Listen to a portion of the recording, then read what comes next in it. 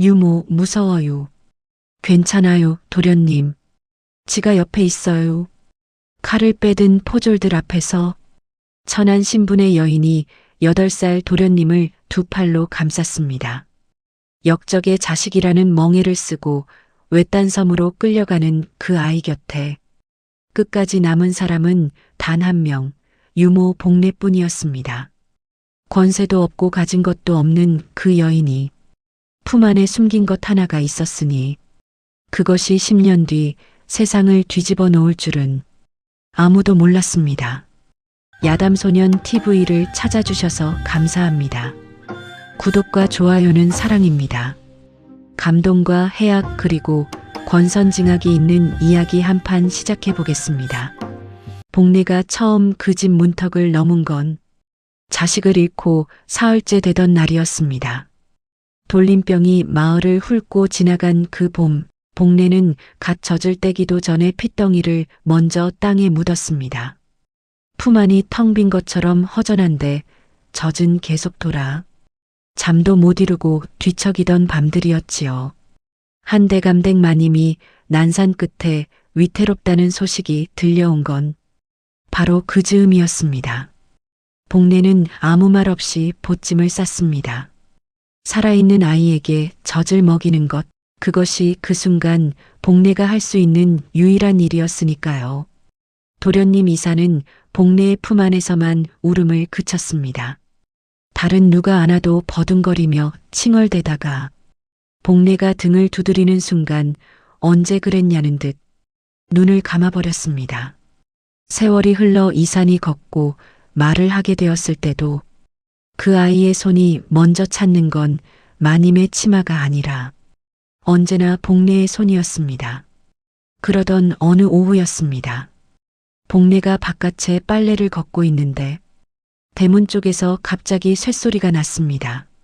무거운 집신 발소리가 마당을 가로질렀고 잠시 후 사랑채에서 대감의 목소리가 들렸습니다.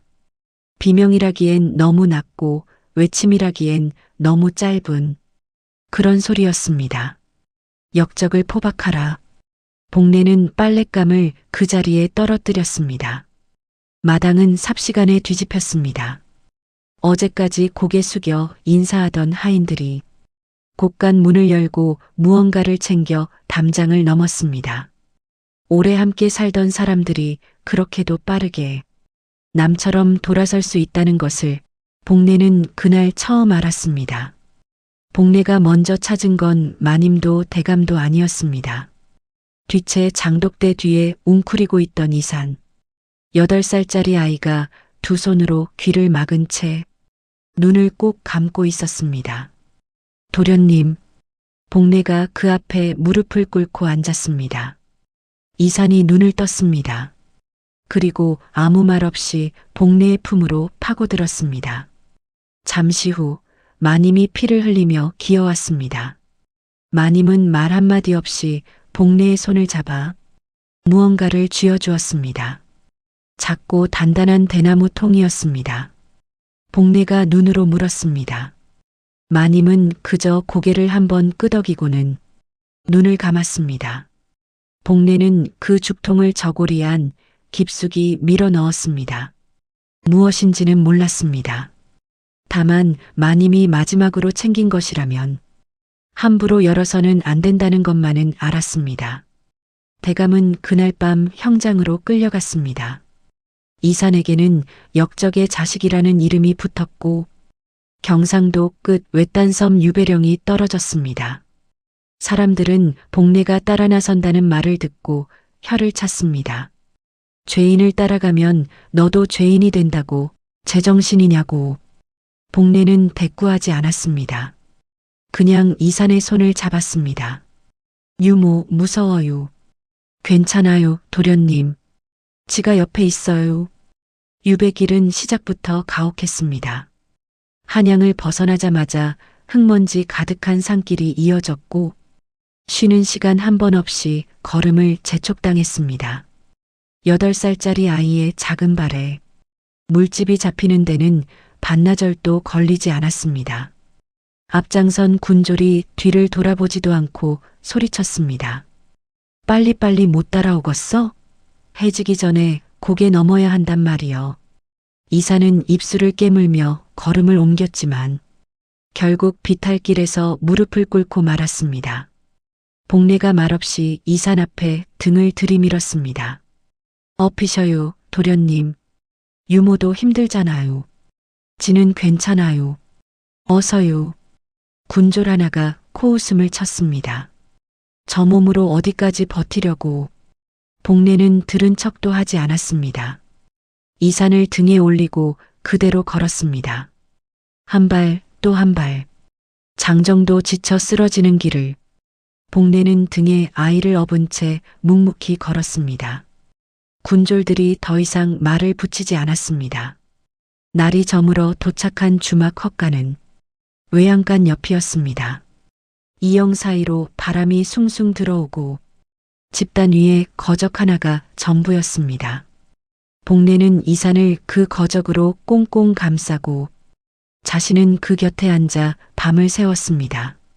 밤이 깊어지자 얇은 벽 너머 군졸들의 낮은 목소리가 흘러들었습니다. 위에서 정갈이 왔다면서 유배지 도착 전에 처리하라고. 내일 문경 고개 넘을 때 손 쓰자고. 복례는 숨을 멈췄습니다. 이산의 얼굴을 내려다봤습니다. 지쳐 잠든 아이의 볼이 달빛에 희게 빛났습니다. 복례는 천천히 저고리 안으로 손을 넣었습니다. 죽통이 손끝에 닿았습니다. 마님이 목숨보다 먼저 챙긴 것. 이것 때문에 저자들이 이 아이를 죽이려는 것이었습니다. 복례는 죽통을 꺼내지 않았습니다. 다시 깊숙이 밀어 넣었습니다. 그리고 이산의 손을 두 손으로 꼭 잡았습니다. 다음 날 아침 문경 세제고개에 인적 없는 벼랑길에서 앞장서던 군졸이 슬그머니 걸음을 멈추며 뒤를 돌아봤습니다. 여기서 잠깐 쉬었다 가자. 복례가 이산의 손을 뒤로 감추며 앞으로 나섰습니다.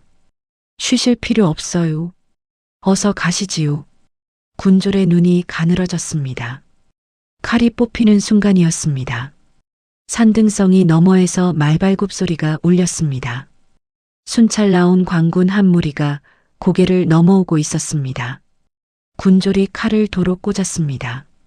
그리고 아무 일 없었다는 듯 앞장서서 걸었습니다.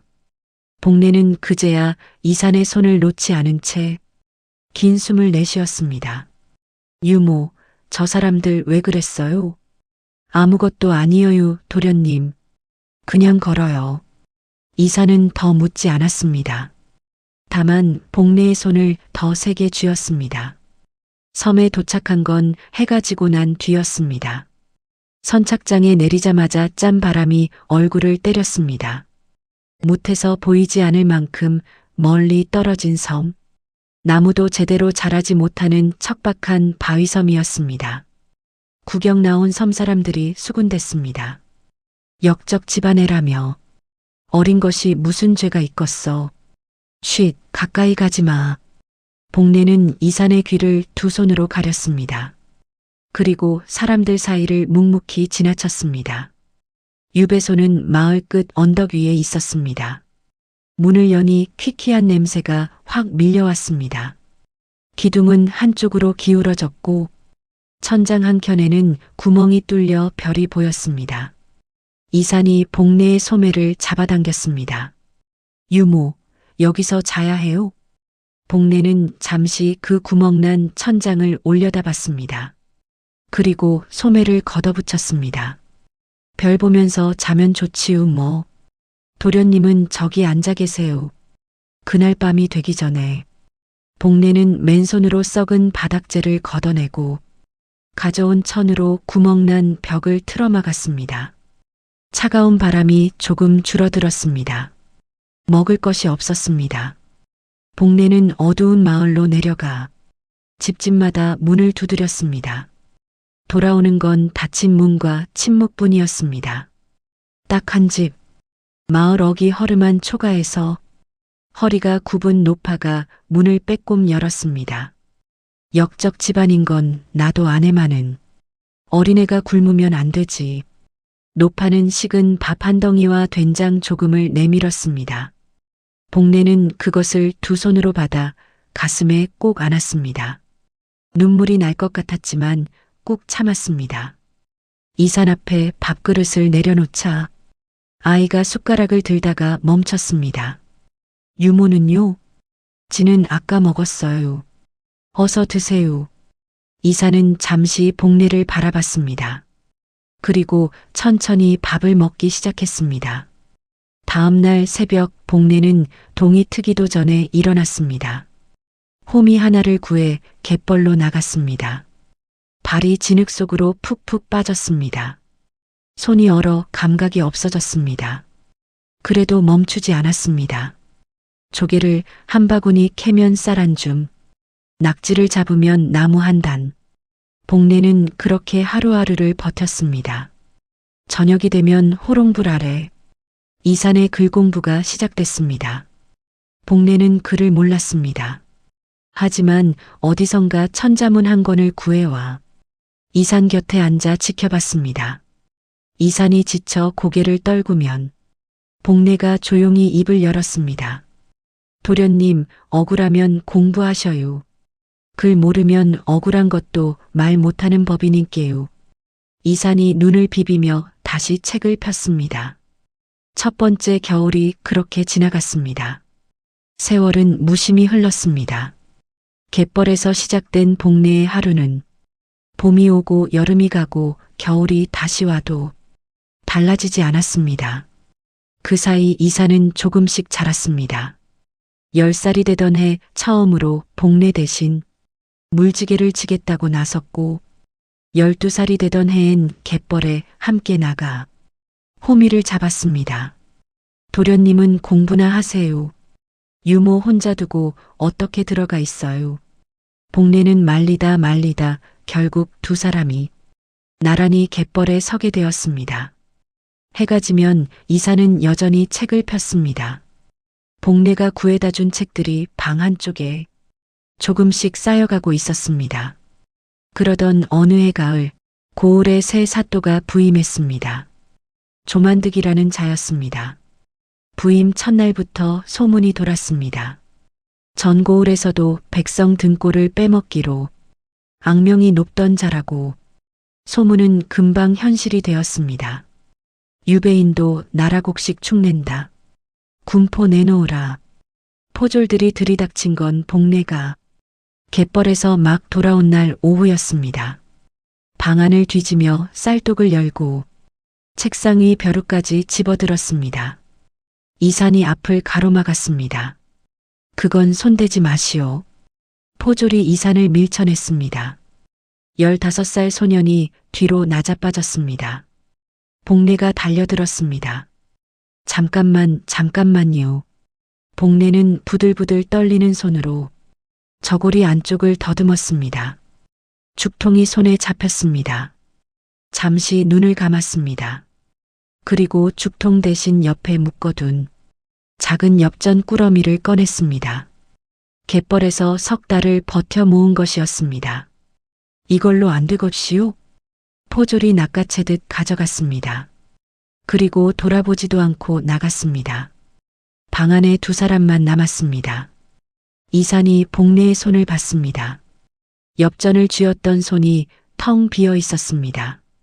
굳은 살이 박히고 갈라진 그 손이 힘없이 무릎 위에 놓여 있었습니다. 유모, 괜찮아요, 도련님. 다시 벌면 돼요. 이사는 아무 말도 하지 않았습니다. 그날 밤 복례가 잠든 뒤 이사는 호롱불 아래 홀로 앉아 빈 먹물 그릇을 오래도록 바라봤습니다. 억울함을 말하려면 힘이 있어야 한다. 힘을 얻으려면 배워야 한다. 복례가 수도 없이 했던 말이 그날 밤 처음으로 뼈에 새겨지는 것 같았습니다. 이사는 책을 폈습니다. 날이 밝을 때까지 눈을 감지 않았습니다. 세월이 흘러 이사는 20이 넘었습니다. 유배지의 거친 바람이 그의 얼굴을 검게 그을렸지만 눈빛만은 오히려 더 또렷해졌습니다. 복례가 구해다 준 책들을 모두 읽고 난 뒤에는 섬에 들어오는 장사치들에게 글을 써주고 그 품삯으로 새 책을 구했습니다. 조만득은 그런 이산을 못마땅하게 여겼습니다. 죄인 주제에 눈빛이 저리 불순해 감시를 게을리하지 말거라. 그러던 어느 가을날이었습니다. 고을 마당에서 선비들을 모아 글짓기 모임이 열렸습니다. 이사는 담장 밖에서 그 모습을 바라봤습니다. 죄인의 신분이라 들어갈 수 없었습니다. 바람이 종이 한 장을 날려왔습니다. 그날의 글 제목이 적혀 있었습니다. 이사는 한참을 그 종이를 들여다봤습니다. 그리고 땅바닥에 주저앉아 손가락으로 흙 위에 천천히 글을 써내려갔습니다. 뿌리 깊은 나무는 가뭄에도 푸르건만 곳간 채우기 바쁜 자는 백성 울음 못 듣는구나. 지나가던 아전이 그것을 보고 멈췄습니다. 얼굴이 하얗게 질렸습니다. 소식은 조만득의 귀에 금방 들어갔습니다. 당장 저놈을 잡아들여라. 복례가 갯벌에서 돌아왔을 때 집안은 이미 텅 비어 있었습니다. 이웃 노파가 담장 너머로 속삭였습니다. 관하로 끌려갔어. 복례는 호미를 떨어뜨렸습니다. 그리고 뛰었습니다. 관하 마당에는 형틀이 세워져 있었습니다. 이산이 묶여 있었습니다. 저놈이 다시는 붓을 잡지 못하도록 해라. 복례가 포졸들을 밀치고 뛰어들었습니다. 사또나리. 조만득이 눈썹을 치켜 올렸습니다. 이 아이 글재주가 남달라서 그런겨요. 철이 없어서 그렇다고요. 벌을 주시려면 저를 주세요. 허? 조만득이 코웃음을 쳤습니다. 내가 대신 맞겠다는 거냐? 예. 한치의 망설임도 없었습니다. 이산이 묶인 채 고개를 들었습니다. 유모 안 돼요. 복례는 이산을 보지 않았습니다. 조만득만 똑바로 바라봤습니다. 조만득이 천천히 일어섰습니다. 좋다. 저 아이 목까지 합쳐서 내가 다 맞아라. 포졸들이 복례를 형틀로 이끌었습니다. 복례는 스스로 엎드렸습니다. 첫 번째 곤장이 내리쳤습니다. 복례는 눈을 감았습니다. 이산의 울음소리가 들렸습니다. 복례는 그 소리를 들으면서도 입술을 깨물고 버텼습니다. 소리를 내면 이산이 더 울 것 같았습니다. 형벌이 끝났습니다. 복례는 천천히 옆으로 쓰러졌습니다. 이산이 묶인 손목을 비틀어 풀고 기어서 달려왔습니다. 유모. 복례가 실눈을 떴습니다. 이산의 손목을 봤습니다. 묶였던 자리가 벌겋게 부어 있었습니다. 손목은 괜찮아요? 이산이 말을 잇지 못했습니다. 마당 가장자리에 서 있던 섬사람들이 하나둘 고개를 돌렸습니다. 차마 눈을 뜨고 볼 수가 없었던 것입니다. 오부 마지막 장면 수정. 복례가 쓰러진 뒤 마당이 조용해졌습니다. 구경하던 사람들이 하나둘 흩어지는데 한 사람만 자리를 뜨지 않았습니다. 허름한 차림의 선비였습니다. 그는 아무 말 없이 이산을 바라봤습니다. 복례를 바라봤습니다. 그리고 조만득을 바라봤습니다. 해가 지고 나서야 그 선비가 이산이 복례를 업고 나오는 길목에 섰습니다. 잠깐 보세. 이산이 멈췄습니다. 선비가 낮은 목소리로 말했습니다. 나는 암행어사 박문수요. 오늘 일은 내 두 눈으로 다 봤소. 할 말이 있으면 하시오. 이산은 한참을 그 얼굴을 바라봤습니다. 등 위에서 복례의 숨소리가 느껴졌습니다.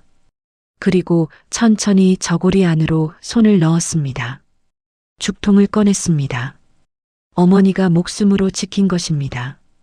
이산은 그 앞에 무릎을 꿇었습니다.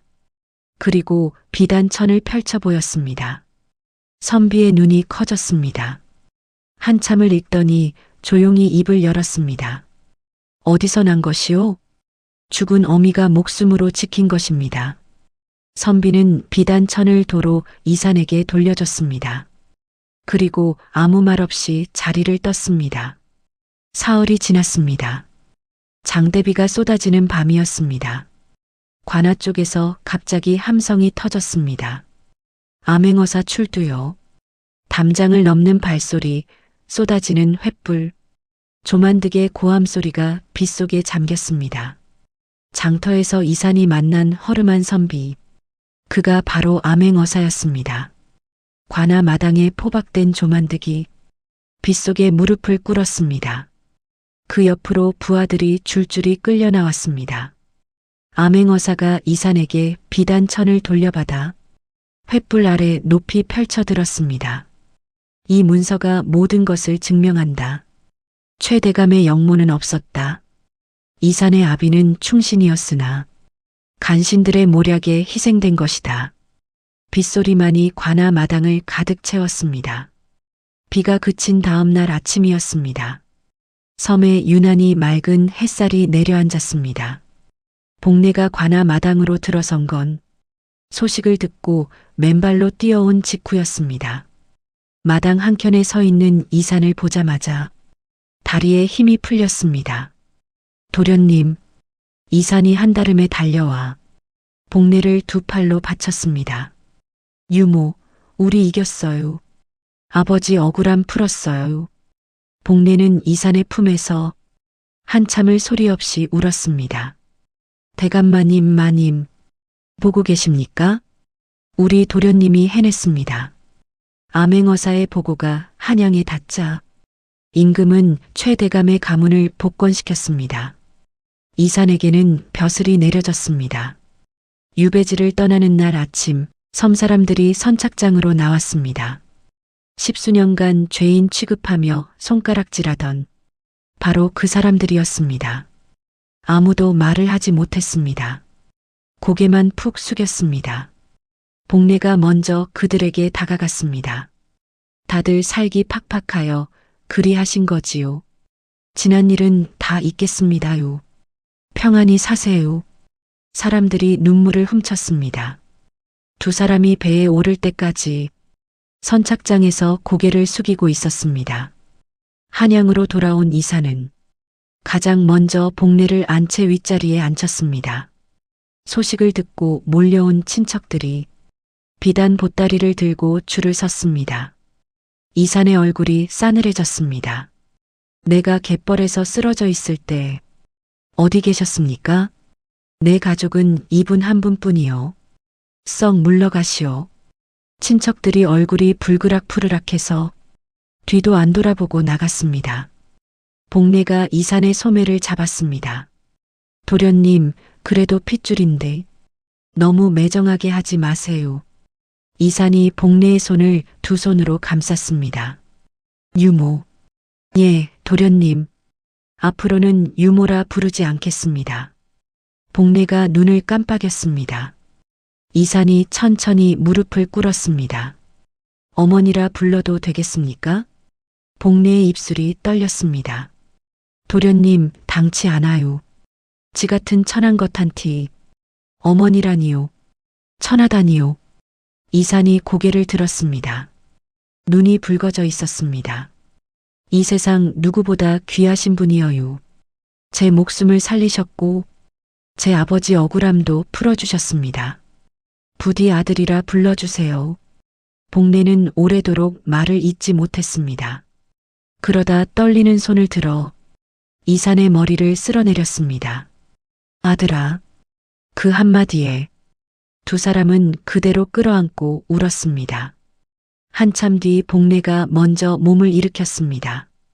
자, 그만 울고 진지 잡수셔요. 지가 밥 안 해준 지가 얼마여요. 이산이 웃음을 터뜨렸습니다. 소박한 밥상이 차려졌습니다. 두 사람이 마주 앉았습니다. 오랜 세월 굶주리고 맞고 버텨온 두 사람의 첫 번째 편안한 밥상이었습니다. 복례는 밥 한 술을 뜨다가 잠시 숟가락을 멈추고 창밖을 봤습니다. 봄볕이 마당 가득 내려앉아 있었습니다. 나은 정은 하늘 같고 기른 정은 땅과 같다고 했습니다. 복례는 그 후로도 오래 살았습니다. 이산이 정사를 돌보는 바쁜 날에도 아침 저녁으로 어머니 방을 들여다봤습니다. 맛있는 것이 생기면 반드시 복례의 입에 먼저 넣어드렸고 좋은 날이면 등에 업고 나들이를 나갔습니다. 사람들은 높은 벼슬아치가 늙은 여인을 등에 업고 다닌다며 수군댔습니다. 허나 그 모습을 본 사람치고 고개를 숙이지 않는 이가 없었습니다. 복례는 어느 따뜻한 봄날 이산의 품 안에서 눈을 감았습니다. 얼굴에는 세상 무엇과도 바꿀 수 없는 어머니의 미소가 서려 있었습니다.